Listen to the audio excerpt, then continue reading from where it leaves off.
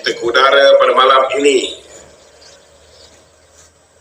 untuk membawa isu-isu terkini.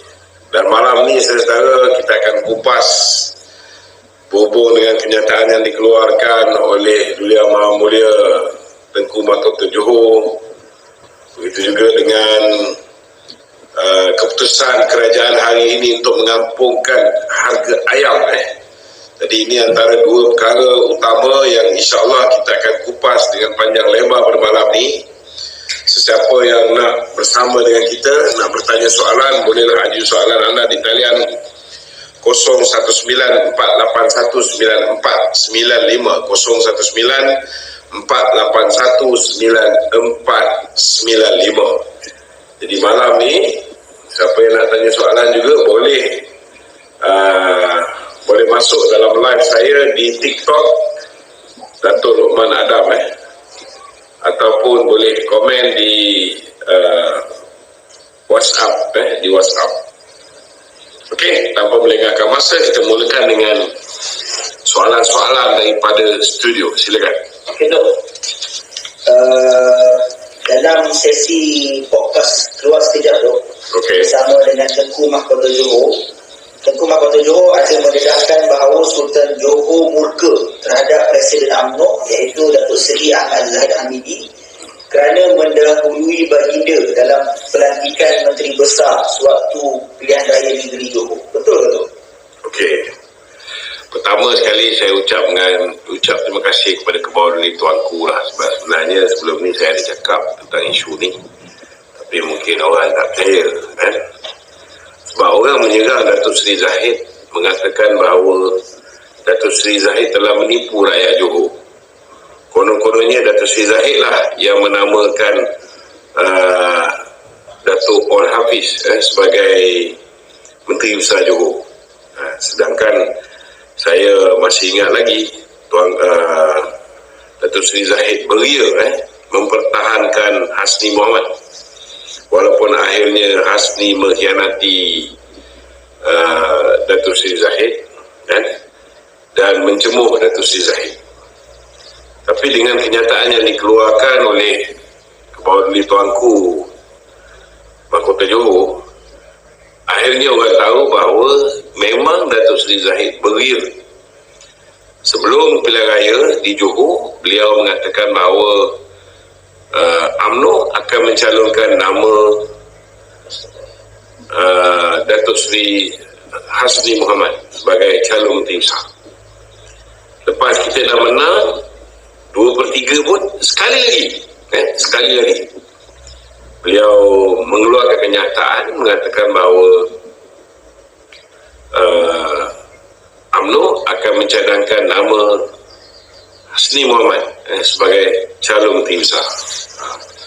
Memang saya tak nafikan bahawa ketika itu baginda Tuanku murka. Pada ketika itu, sekarang dah okey dah, sekarang dah okey. Pada ketika itu memang baginda Tuanku murka. Tapi saya lebih murka lah dengan manusia bernama Hasni Mohamad. Kerana walaupun Datuk Seri Zahid mempertahankan beliau bermati-matian, akhirnya apa dia buat pada Datuk Seri Zahid? Lepas pilihan raya, dia antara orang yang menandatangani SD memberikan sokongan kepada Muhyiddin. Lepas pilihan raya, dia mengatakan bahawa beliau dibuli oleh UMNO Pusat. Tak gila ni kenyataan ni. Padahal Datuk Seri Zahid betul-betul all out, betul-betul percaya. Ini kelemahan Datuk Seri Zahid lah. Dia ingat semua orang baik macam dia. So, dia gagal untuk menilai siapa tu Hasni Mohamad. Kita pun tahu Hasni ni memang kiblat dia dengan Isyamuddin Tunusi. Memanglah dia akan ikut apa Isyamuddin cakap.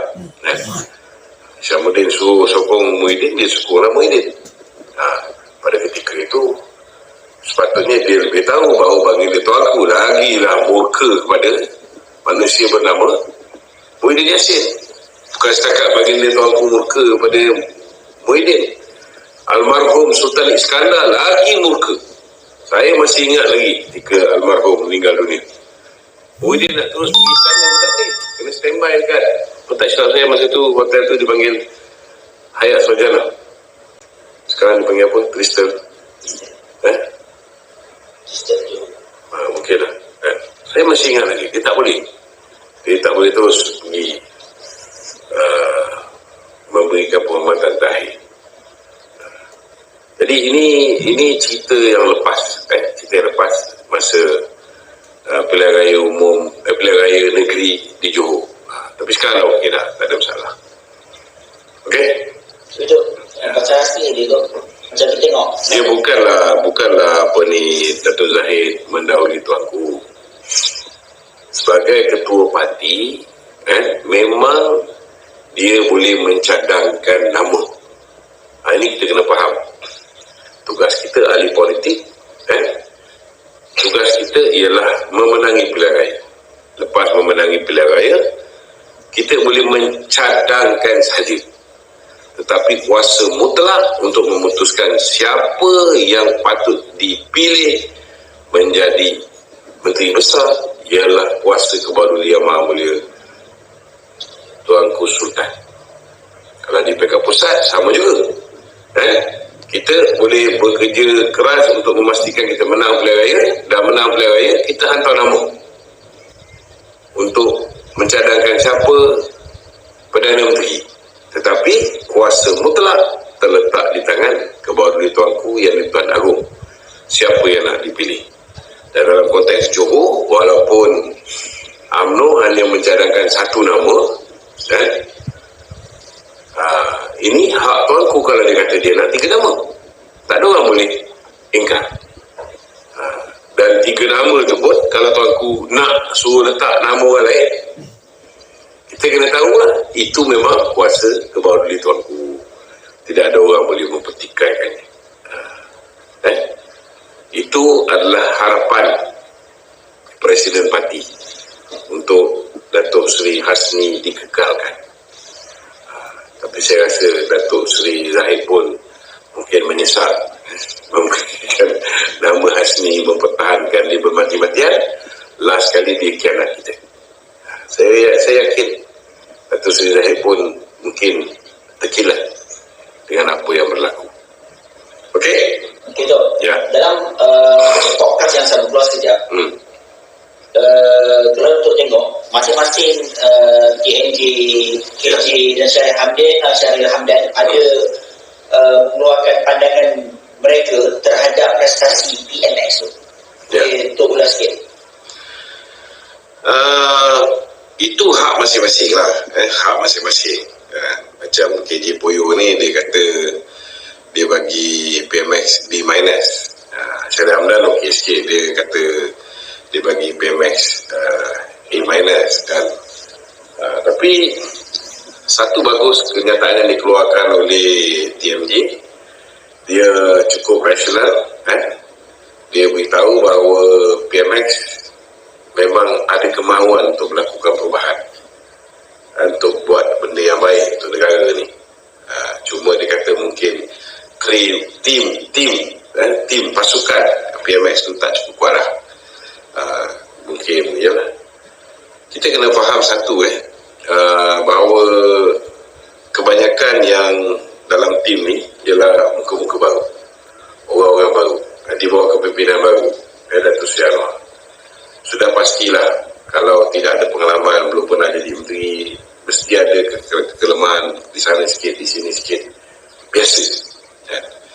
Tetapi saya setuju dengan pandangan TMJ mengatakan bahawa PMX mewarisi sebuah kerajaan yang mewarisi hutang 1.5 trilion. Hutang ni datang dari mana?